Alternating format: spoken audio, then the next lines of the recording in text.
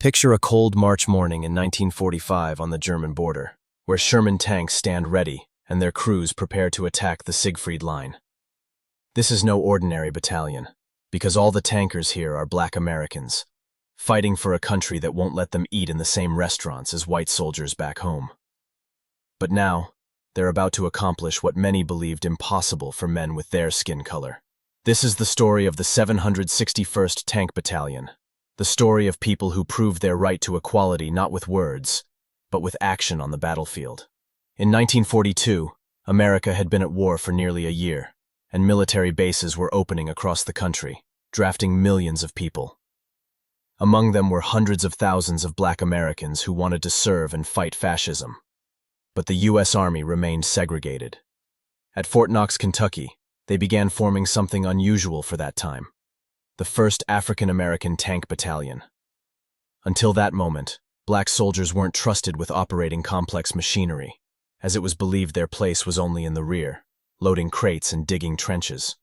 Volunteers came from all over the country, and many of them were educated men, teachers, college students, mechanics. One of them, Reuben Thomas from Alabama, 23 years old, had worked on a farm back home and was now supposed to become a tank gunner. Lieutenant Colonel Paul Bates, a white officer who was different from many of his colleagues, was appointed battalion commander. Many officers had refused this position, unwilling to command black soldiers. But Bates was different and believed his men could become the best. Training began, harsh and exhausting, during which soldiers learned to operate 30-ton machines, shoot on the move, and work as a single mechanism. Bates demanded more from them than from regular battalions, understanding they would have to be twice as good to receive any recognition. Beyond the base, segregation reigned. In the nearby town's movie theater, the first floor was for whites, the balcony for blacks, and black people were completely forbidden from entering the diner. The soldiers endured this because they came here not for that, but to prepare for war. 2 years of training passed in constant tank tactics, gunnery, repair, and coordination exercises. By 1944, the battalion was ready, but they weren't being sent to Europe because higher command doubted whether they should be used in combat. Bates insisted and wrote reports, claiming his men were ready to fight. And finally, in October 1944, the long-awaited order came to deploy to France. The English Channel greeted them with gray waves and cold wind. Ships rocked so hard that many soldiers got seasick, but they still looked forward, to where beyond the horizon lay Europe and war. After landing at a French port that had long been liberated, they were met by endless rain and mud everywhere. The battalion received their equipment: reliable Sherman M4 tanks, not the most modern but battle-tested, as well as light Stuart tanks for reconnaissance operations. The first thing the soldiers noticed was that the French looked at them differently, without contempt or fear, simply as people and liberators. In cafes, they were served on equal terms with whites. Children waved from the streets, and girls offered smiles. Private Thomas couldn't believe his eyes when, for the first time in his life, he entered a restaurant through the front door, sat at a regular table, and was brought a menu. He sat thinking that this is what normal life should look like, without humiliation and prohibitions. But the idyll didn't last long, because the battalion quickly moved toward the front in eastern France, to Lorraine, where fighting was still ongoing in November 1944. The Germans retreated slowly and resisted stubbornly, turning every small town into a little fortress. The first combat mission was to support the infantry of the 26th Division in taking a small French town where the Germans had fortified themselves in stone buildings and set up anti-tank guns. Thomas sat in his tank with trembling hands, understanding this was no longer training, and they would now be shot at for real. The tank commander gave orders over the radio in a calm, professional voice, which somewhat calmed the crew. The tanks moved forward to the roar of engines, the air filled with the smell of diesel and gunpowder, and ahead loomed the gray buildings of the town in ominous silence. The first anti-tank grenade shot flew past and exploded behind them, raising a fountain of earth and mud. The commander shouted out target coordinates. Thomas aimed the gun, saw a silhouette in a window through his sight, and fired. The shell hit the building. The wall collapsed. The tank turned for the next shot. Another one, and another, until the German positions were suppressed and the infantry moved forward. The first battle was behind them, The battalion completed the mission without losses, and the soldiers could finally breathe. They had done it, and proved they were capable of fighting on equal terms with any other unit. In December 1944, the battalion got a break, and soldiers were repairing equipment, writing letters home, and talking about how the war would soon end. The Germans were retreating all along the front, and many hoped that peace would come by Christmas. But on December 16th, everything changed abruptly when the Germans launched a massive strike in the Ardennes, their last desperate offensive with hundreds of tanks and thousands of soldiers. They broke through the front on a wide section, and American units began retreating in panic. The 761st Battalion received urgent orders to move north to close the breach in the defenses.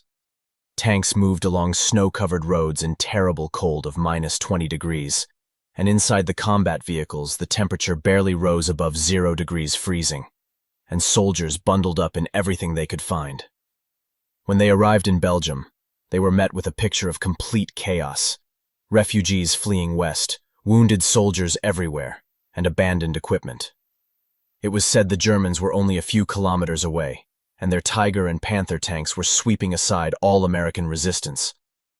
The battalion was tasked with holding the road and not letting the Germans advance further, so tanks lined up in defensive positions, hid behind trees, and camouflaged themselves with snow, waiting for the enemy. On the morning of December 20th, in thick fog with visibility of no more than 50 meters, the rumble of German tank engines was heard.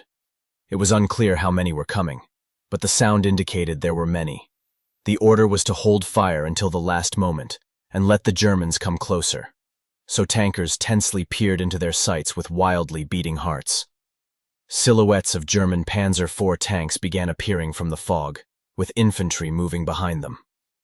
The company commander's tank fired first. His shell hit its target, and the German tank burst into bright flames. Following this, the other tanks opened fire, and a deafening roar began with shell bursts everywhere and the ground shaking from explosions. Thomas's tank fired but missed. Then he re-aimed the gun, fired again, and hit the enemy tank's track. The German machine stopped. The crew began jumping out, and they were met with machine gun fire. The battle continued for an hour, maybe more, because time lost its meaning, and there existed only targets, shots, reloading, and new targets. The Germans didn't expect such stubborn resistance in this sector, and were forced to retreat, leaving several knocked-out machines on the field. The 761st Battalion held its position and stopped the German offensive, and news of this quickly spread through the army. Black tankers had given real battle to German tanks and emerged victorious. But the battle in the Ardennes continued for another whole month, and each day brought new battles in terrible cold with frostbite and constant equipment breakdowns. Tanks broke down from the frost, oil froze, and mechanics had to work with bare hands in the cold because otherwise nothing could be fixed. Losses were inevitable, killed and wounded comrades.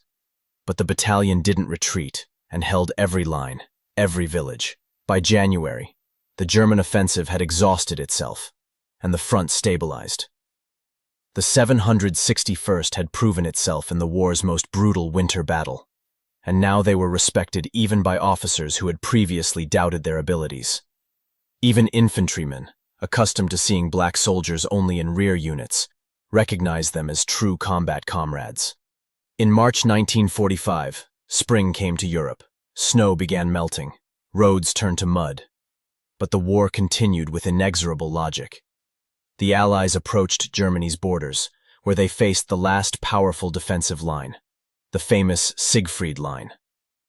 These weren't just fortifications, but an entire system of concrete bunkers, anti-tank ditches, minefields, and miles of barbed wire.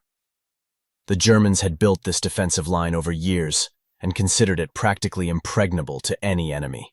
The 761st Battalion found itself at the forefront of the offensive, with the task of forcing the Sieg River and breaking through the fortifications, which seemed almost impossible. Other units had tried this before, but suffered heavy losses and were forced to retreat. Lieutenant Colonel Bates gathered the commanders and explained the plan, which was simple but extremely dangerous.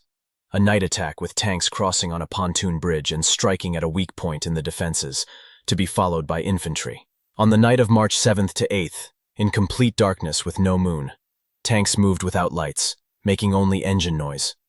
Engineers were building the bridge under enemy fire, and the Germans, realizing something important was happening, began illuminating the river with signal flares. The first tank drove onto the bridge.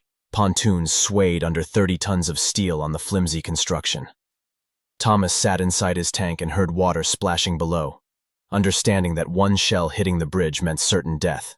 You can't get out of a sinking tank. The tank reached the other shore, followed by another, and another, until half the battalion had crossed. The Germans opened intensive fire. Tracer bullets drew lines in the darkness, explosions shook the air, and one pontoon was destroyed, partially damaging the bridge. But the tanks were already on the enemy shore, and were breaking into German fortifications, crushing barbed wire with their treads and shooting at bunker embrasures. The Germans completely didn't expect a night attack, and weren't prepared for the tanks to break through so quickly. By dawn, a breach had been punched. Infantry began crossing and expanding the bridgehead. By evening the next day, the Siegfried Line was broken through at the section held by the 761st Battalion, which became a huge success for the entire operation. Generals congratulated Bates. The press wrote articles with headlines like, "Black Tankers Break Through Siegfried Line." Photographs appeared in newspapers, and the battalion received official commendation from command. But there was no time to celebrate victory, because the war wasn't over yet, and the battalion moved deeper into Germany, liberating city after city. German resistance noticeably weakened, but fanatics from the SS continued fighting to the last. In April 1945, the battalion was in Bavaria in southern Germany, where the air was warm. Spring had come into its own, and the war was clearly nearing its end. But the Germans still continued fighting, especially SS troops who knew what awaited them after capitulation, and therefore fought to the death. The Germans had turned the small town of Aschaffenburg into a real fortress, where every house became a fortification with machine guns in basements and snipers in attics. Panzerfausts lay in wait for tanks around every corner, making any movement deadly dangerous. The 761st was tasked with clearing the town, operating jointly with infantry from the 103rd Division, and tanks entered the narrow streets with old buildings on both sides. This was an ideal place for ambush, where every turn could be your last. The first tank turned a corner, and immediately an explosion thundered. A Panzerfaust hit the side. The tank stopped in smoke. The crew began jumping out. 3 managed to escape, but the driver mechanic couldn't get out of the burning machine. The remaining tanks immediately opened return fire. Houses began collapsing under shells. Dust and smoke filled the streets, and infantry ran from building to building. The Germans fired back with fanatical stubbornness, and the battle quickly turned into a bloody meat grinder. Thomas's tank covered the infantrymen, methodically firing at windows and doors, at any places where the enemy might be hiding. When shells ran out, he switched to the machine gun, and ammunition belts melted from continuous firing and heat. A day of battle gave way to a night of relative calm, but in the morning, everything began again because the Germans weren't going to surrender. They had to take literally house by house, and sometimes even room by room in close combat. On the third day, the town was finally taken. The few defenders surrendered. Most died in battle. American losses were also heavy. The battalion lost several tanks and many people were wounded. But they accomplished their task once again, and the infantry division commander personally thanked Bates, saying that without their tanks the infantry wouldn't have managed. He acknowledged that Bates's men fought like true lions. The battalion continued moving toward Austria, where the German army was already falling apart, and entire divisions were surrendering without a fight. But fanatics still remained. Young SS men, boys of 16 with Panzerfausts, ready to die for their Führer. One such young fanatic jumped out in front of Thomas's tank with an anti-tank weapon, but Thomas reacted faster and fired a machine gun burst. After the battle, he went to look at the killed soldier and saw simply a child with a Hitler Youth badge on his belt. Thomas sat on his tank's armor and smoked a cigarette with trembling hands, but the trembling wasn't from fear, but from exhaustion, and from all this madness of war. He wanted only one thing, for all this to finally end so he could go home. The battalion reached Austria with its alpine villages and incredibly beautiful landscapes, mountains and green meadows, as if there had never been war here. Local residents came out with white flags and surrendered without any resistance because they were tired of war and wanted only peace. In May 1945, Germany capitulated, and the war in Europe finally ended. Soldiers celebrating by shooting into the air, hugging and crying with relief. They had survived this hell and lived to see victory. The 761st Tank Battalion had gone through 183 days of continuous combat, from the French border all the way to Austria, covering hundreds of kilometers and participating in dozens of battles. They lost many comrades along the way, but fulfilled their mission to the end. When the results were tallied, it turned out the battalion had destroyed or captured more than 30 German tanks, knocked out many other combat vehicles, and taken thousands of enemy soldiers prisoner. For these achievements, the battalion received the Presidential Unit Citation, one of the highest awards for military units in the American Army. Individual soldiers were awarded Bronze Stars and Silver Stars for personal courage, but everyone understood perfectly well that there could have been significantly more awards if they had been white soldiers. Lieutenant Colonel Bates gathered the entire battalion and gave a speech in which he said they had proven everything that needed to be proven and showed themselves to be the finest soldiers. He added that they were the honor of this army, and he was proud of each of them. The soldiers applauded their commander. They were truly proud of themselves and of having gone through real hell and emerged victorious. The return to America began on ships across the Atlantic to native shores, and soldiers thought about the future and what awaited them at home. Upon landing in the USA, the first thing they saw were familiar signs reading, "Whites Only," and "Colored Entry Forbidden." And it became clear that nothing had changed. Thomas came home to Alabama, where his mother cried with happiness, hugging her son, and neighbors came to congratulate the war hero. Everyone in their community was incredibly proud of him and his service.